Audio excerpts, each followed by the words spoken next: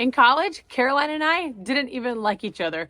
In fact, one summer, Andrew and Caroline told JP that he should break up with me, but thank goodness he didn't. It wasn't until Andrew and Caroline introduced us to a business called Amway, and well, we weren't really cut out for that, but what we did get was a great friendship.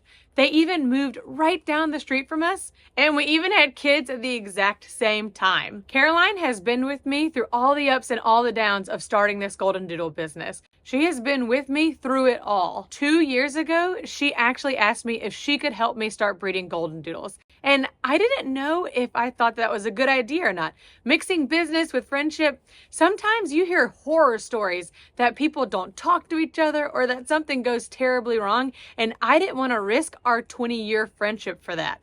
But we created a plan, and it actually works. Aaron, you said you were going to wait for me to get started. Sorry. Now that we can get started together.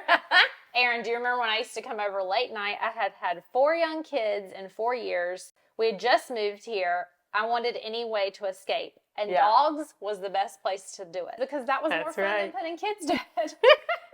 Do you remember when you came over and I just kind of gave you like the rundown of all genetics? What's the word you love to use? Animal husbandry. Yeah, there you go.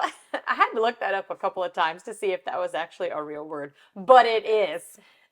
It's just something I enjoy, and a lot of people think it's weird, but it's perfect for this. Yeah. I wanted to learn everything she was doing, and so it was so fun to just get to have a seat with you and helping you in doing that. So since we live down the street from each other, we've spent plenty of time staying up late, sitting around talking about the good old days, college, dating, pre-kids.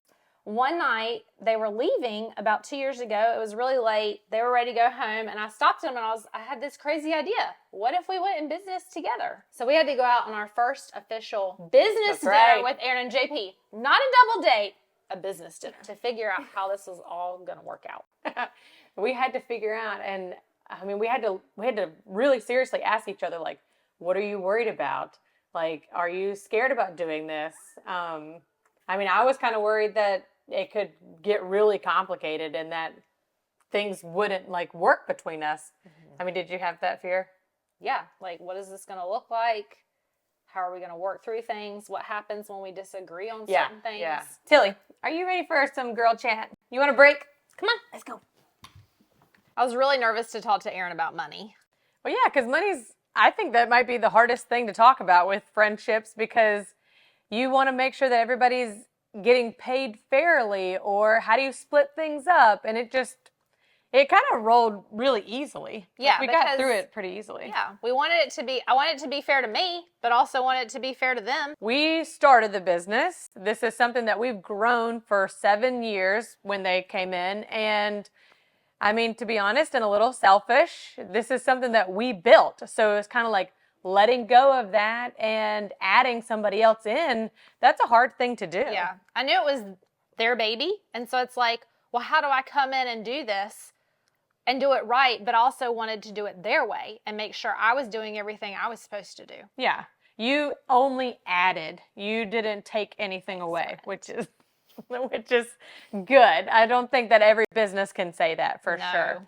One of their guardian dogs, Piper, not the new Piper, another Piper. Old Piper. Was one of my favorite moms. And there were no puppies available. All of her puppies had been taken.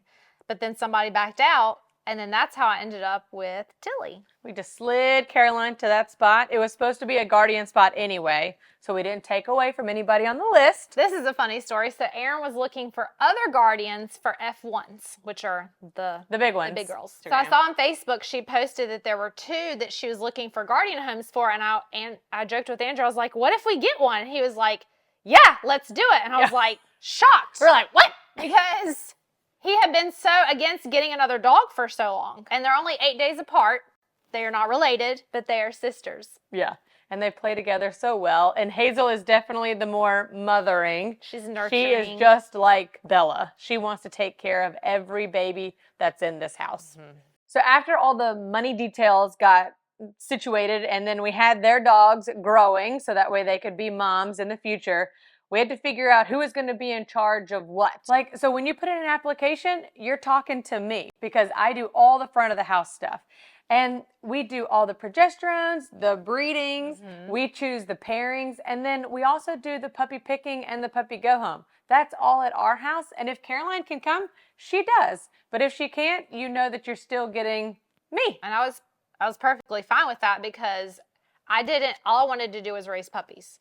And so I get to be a part of it, but Erin's in charge of it. So I don't have to think about that. She just tells me what to do, which is great. Of course, I clean up after them. I take care of the moms, my moms, the other moms that come to my home. Once they go out in the garage, I work on crate training. We do manding.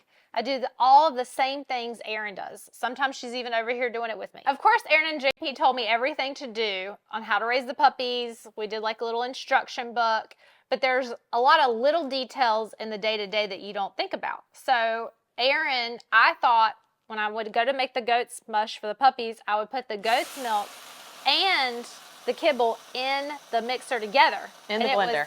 It was a huge mess. And I was like, Erin, how do you do this without having to wash all this stuff every time? It's such a mess. Like, I must not be doing something right. I think you watched one of our YouTube videos. Oh, that's what it was. I watched a YouTube video and I was like, that's what she does? Oh my goodness, the past year I've been doing this so much more in a much more difficult way than it had to be. Yeah, and a much messier way. So when we first had the conversation about going into business, I think it was like, May of 2020 or something? Yeah, right. And so we got the dogs in July, and we knew they would probably be ready to have puppies around 18 months to 2 years old.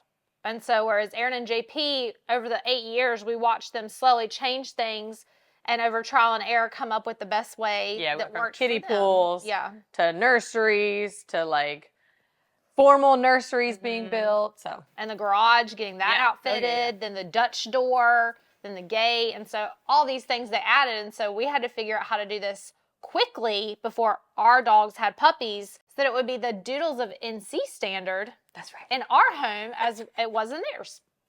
Yeah, we wanted our families to make sure that they were getting the exact same experience. So not only, I mean, Caroline does such a good job of doing the ENS and the sound stimulation, all that kind of stuff, but they need to know that their puppies are in pretty much the exact same area. Were you nervous about changing your house before you actually had done this full time? Yes, so I would go down to Erin's and I loved it and it was all fun, but then I left it at their house. So what was it going to be like to live with that day in and day out? Would that work for our family? Like I said, we have 4 kids.